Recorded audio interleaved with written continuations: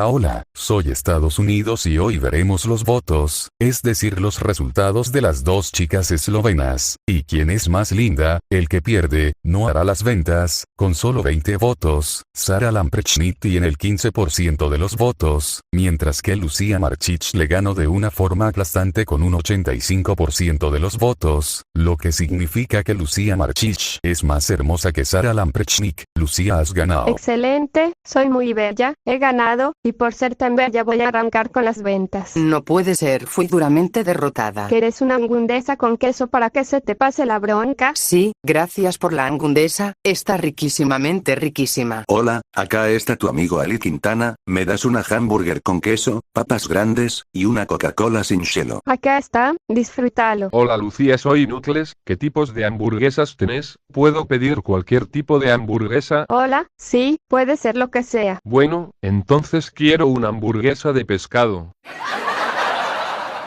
Ja, lo van a rechazar la entrega porque no les hizo el típico chiste de Duolingo. Bueno, ya fue, me voy a la mierda.